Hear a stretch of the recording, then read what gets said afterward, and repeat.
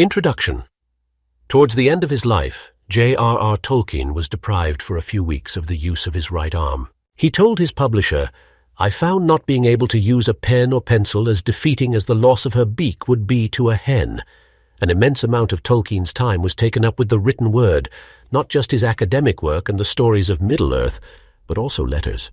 Many of these had to be written in the way of business, but in any case, letter writing was on most occasions a favorite activity with him. The consequence is that an immense number of letters by Tolkien survive, and when, with the help of Christopher Tolkien, I began work on this selection, it became obvious that an enormous quantity of material would have to be omitted, and that only passages of particular interest could be included. Naturally, priority has been given to those letters where Tolkien discusses his own books, but the selection has also been made with an eye to demonstrating the huge range of Tolkien's mind and interests, and his idiosyncratic but always clear view of the world. Between 1918 and 1937, few letters survive, and such as have been preserved record, unfortunately, nothing about Tolkien's work on the Silmarillion and the Hobbit, which he was writing at this time.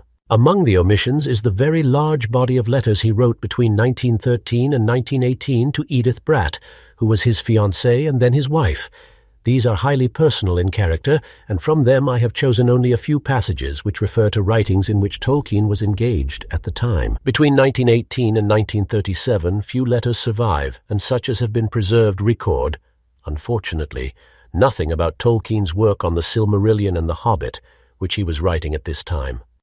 But from 1937 onwards, there is an unbroken series of letters to the end of his life, giving often in great detail an account of the writing of The Lord of the Rings and of later work on the Silmarillion, and often including lengthy discussions of the meaning of his writings. Within the letters chosen for publication, all passages omitted have been indicated by a row of 4 dots. Thus, in cases where 3 dots appear, this is the usage employed by Tolkien himself in the letter. In almost all cases, omissions have been made simply for reasons of space, and only very rarely has it been necessary to leave a passage out of a letter for reasons of discretion. Tolkien's original text has been left unaltered, except in the case of the address and date, which have been given according to the same system throughout the book, and in the matter of titles of Tolkien's books. He himself employed a number of different systems for giving titles. In general, editorial practice has been to regularize these titles according to the usual system, though the original form has been left where it is of interest. Some letters are printed from carbon copies kept by Tolkien. He only began to make carbons of his letters towards the end of his life, and this explains why there is no trace of earlier letters unless the originals themselves can be discovered. Other letters in the book are printed from a draft or drafts which differ from the text that he actually sent, if he sent one at all, and in certain instances a continuous text has been assembled from several fragments of drafts. In cases where this has been done, the letter is headed drafts. The frequency of such drafts among his correspondence, and the great length of many of them, was partly explained by Tolkien in a letter to his son Michael. Words beget words, and thoughts skid off into sidetrack. The laconic is by me only occasionally achieved as an art form by the cutting out of 3/4 or more of what I have written, and so is, of course, in fact, more time-taking and laborious than free length. Where only a portion of a letter has been printed, the address and opening salutation have been omitted, together with the ending and signature. In such cases, the letter is headed, "From a letter to..." All footnotes to letters are Tolkien's own. Where I have thought it necessary, letters are preceded by a headnote giving the context of the correspondence. All other notes will be found at the back of the book.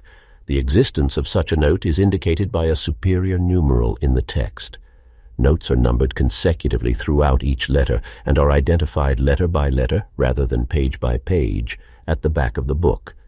The notes have been compiled according to the principle of providing such information as is necessary for comprehension, but the aim has been brevity too, and it is assumed that the reader will have a fairly thorough knowledge of The Hobbit and The Lord of the Rings. Bearing in mind the large number of editions of the latter book, with their different paginations, Tolkien's page references to it in his letters are explained in the notes, with a citation of the passage to which he is referring. In the editorial notes, 4 books are cited by brief titles: Pictures, Unfinished Tales, Biography, Inklings. These are in full: Pictures by J.R.R. Tolkien, with foreword and notes by Christopher Tolkien, 1979. JRR Tolkien, Unfinished Tales, edited by Christopher Tolkien, 1980. Humphrey Carpenter, J.R.R. Tolkien, A Biography, 1977, and Humphrey Carpenter, The Inklings, 1978. All 4 books are published in Britain by George Allen and Unwin Limited, and in America by the Houghton Mifflin Company. The division of labor between myself and Christopher Tolkien has been as follows. I myself collected and transcribed all the letters, and the initial selection was mine. He commented on the selection and transcription and made various suggestions for changes, which we discussed further and adopted with various emendations. We then found it necessary to reduce the text quite severely for considerations of space. Again, I proposed the initial cuts, he made comments on my suggestions, and we agreed on a final procedure. With the notes, too, I wrote the original text, and he again commented on what I had done and supplied certain additional pieces of information.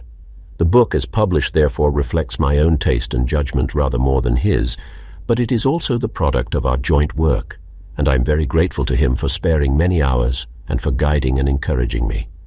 Finally, I am of course very grateful too to those many people who lent letters. Most of these are acknowledged in the book, in that their names appear as the recipients of the letters.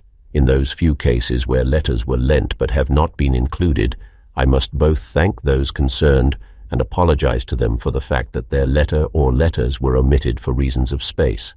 I must also thank the various organizations and individuals who helped me, members of the Tolkien Society of Great Britain, the American Tolkien Society, and the Mythopoeic Society, who publicized our wish to trace letters, and in some cases put us in touch with owners of letters, the BBC Written Archives, the Bodleian Library, the Oxford University Press and its Dictionary Department, the Humanities Research Center of the University of Texas at Austin, and the Wade Collection at Wheaton College, Illinois, all of whom made letters available to us, the various executors, especially the Reverend Walter Hooper, and other people who helped us trace letters to persons now deceased, and finally Douglas Anderson, who helped greatly and generously in a number of ways with the preparation of the book. He and Charles Node kindly read proofs for us.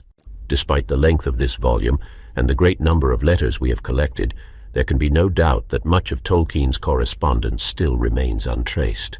Any reader knowing of further letters which might deserve publication is encouraged to contact the publishers of this book in the hope that it may be possible to add them to a second edition. Humphrey Carpenter.